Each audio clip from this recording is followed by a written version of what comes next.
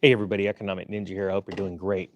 Got a couple of stories I want to go over. One out of Zero Hedge, one in CNN. The reason why I want to go over the CNN is I'm going to use the mainstream narrative to show you what's actually happening behind the scenes and what is being hidden.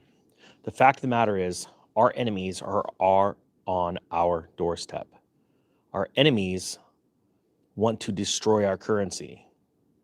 I do not agree with the way the US government and the Federal Reserve Bank has used the weaponization of our currency around the world to hurt people. Quite frankly, I want the entire system to implode and start over. But the facts of the matter are, this is going to hurt a lot of people. It's going to cause, in the future, the destruction of the US dollar, which Russia is hell-bent to do, along with China.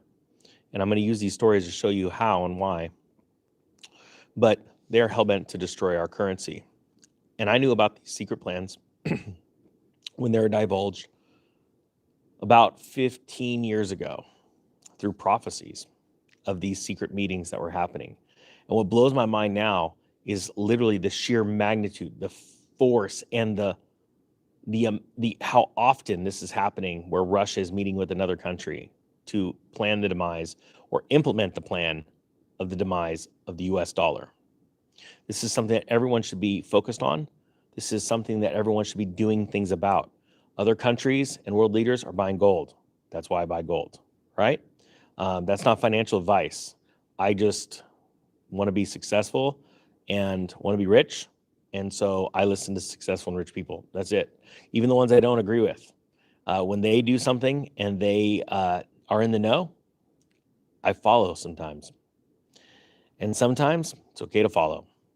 And I believe that the US and Europe is in total, absolute peril when it comes to their economies because they got too prideful. They stretched it too far. They got too thin, and they are not holding any gold. And I think the rest of the world knows that. So let me start right now with these stories. The first one's out of Zero Hedge. It's entitled, Russia Seeks to Work with Africa to Weaken the Dollar as Putin Hosts a Summit. It says here, talk of de-dollarization has long been in the air, particularly in the lead up to the BRICS nations gathering in South Africa in August.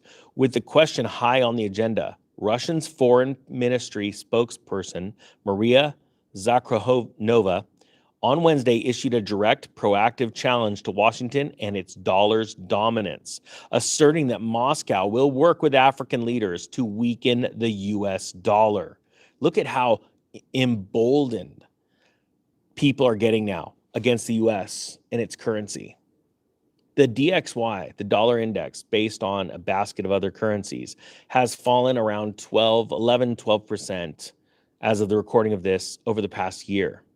It strengthened against other currencies when the Fed announced, raising of rates, but now it is falling because confidence is falling, and it's falling quickly as countries move away from buying dollars and using either their own currencies or other currencies that they feel have a future.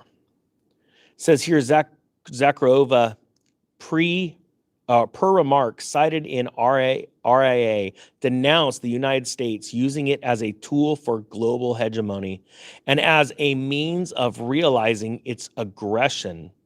The foreign ministry comments came just ahead of the high-level summit of African leaders set to be held in St. Petersburg at the end of this week. African leaders have begun arriving in Russia Wednesday for what is the second Russia-Africa summit since 2019, set to kick off today and go through Friday. Proposals for ending the Ukraine conflict will be discussed, but also alternatives in the wake of the collapse of the UN-backed Black Sea Initiative grain deal. Little short thing, you notice that India, if you don't know this already, India has banned rice exports. We are seeing, and remember, India is part of the BRICS alliance. I've told you before that we are going to have hyperinflation in America in food. I don't know how long it's going to last, but it is coming. I don't know when it's going to come. I know it's been prophesied. It's going to come.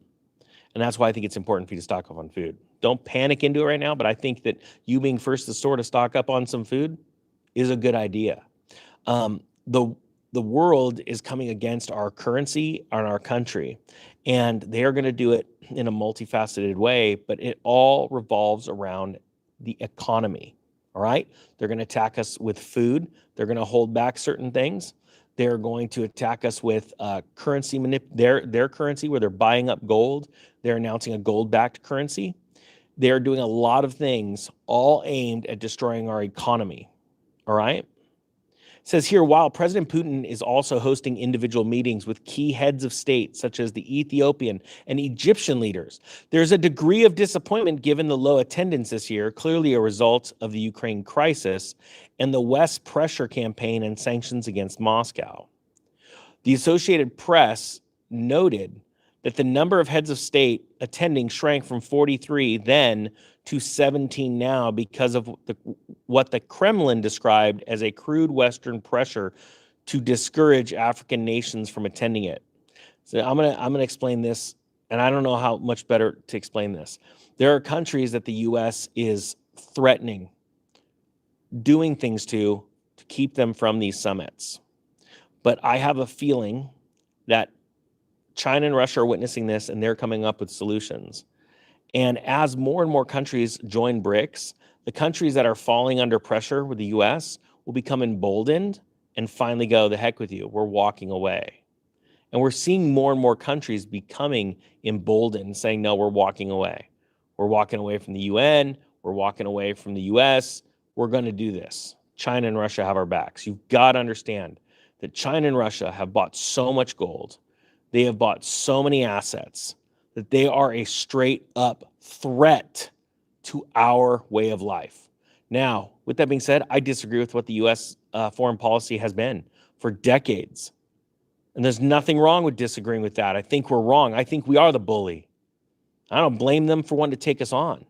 But you have to understand,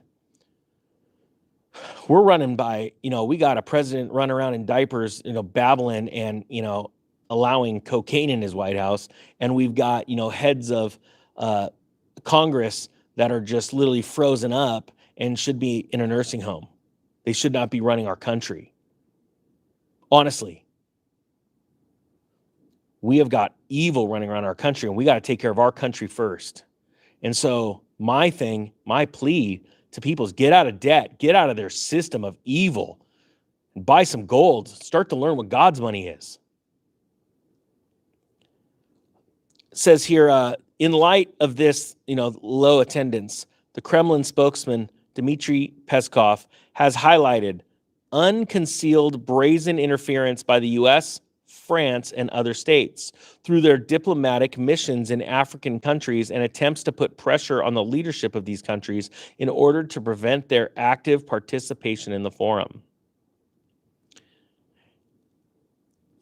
Let's move on to the next story. This one's out of CNN. I told you before when I started this live stream, I'm going to use mainstream media to show you what they're trying to show you and what's going on behind the scenes. Out of CNN. It's entitled North Korea, China, and Russia commensurate victory 70 years ago while aligning on Ukraine. First off, I think that the year 70, the number 70, is a very, very, very important date. If you can remember, put out some famous 70-year cycles that have been out before. So China, Russia, and North Korea are celebrating victory, the victory of the U.S.-Korean War. It says, out of Seoul, delegations from Russia and China, North Korea's key allies in the Korean War, gathered this week to celebrate. And just so you know, I know that I put South Korea in the title. I'll get to that in a second. Celebrate North Korea's Victory Day in the war that ravaged the Korean Peninsula 7 decades ago as they align over another very contemporary conflict, Russia's invasion of Ukraine. It says North Korean leader Kim Jong-un gave Russian Defense Minister Sergei Shoigu, an architect of Moscow's assault on Ukraine, a tour of a defense exposition on Wednesday with images from North Korean media showing them walking past an array of weaponry.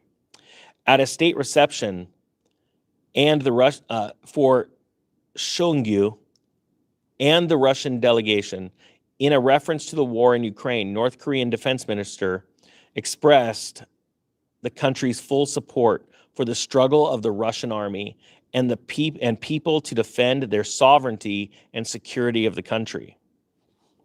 It's very interesting to me that China and Russia is grabbing on to North Korea. I believe that we have a very serious threat right now.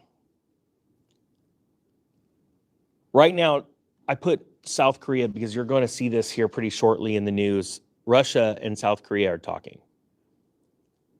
And when they talk, it gets dangerous because South Korea has been an ally of ours for quite some time. It says right here out of Reuters, China, Russia conclude drills as the US, South Korea, and Japan deepen security ties. The media is trying to show you how we have South Korea, that we're working with South Korea, and China and Russia concluding drills together, and right now they're with North Korea. But I believe that you're going to see in the news meetings between Russian officials and South Korean officials. I believe what is happening is that they're going to eventually broker an interesting type of peace deal between the countries. But how they're going to start that deal is they're going to use economics. You see, you can't get anybody to listen to you, to your story, even if it's 100% true and you could change their life. But if you feed them or you buy them something, you have a solution to their problem. And 9 times out of 10, everyone's problems are based off of money. That's why the number one reason for divorce is money. They listen to you, have their ear.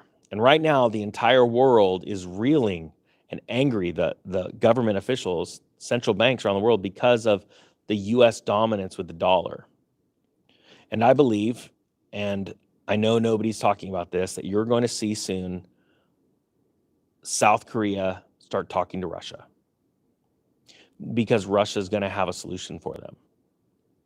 And so I wanted to put this out now because I believe it to be very important, just because it's a sign. Guys, I hope you got something out of this.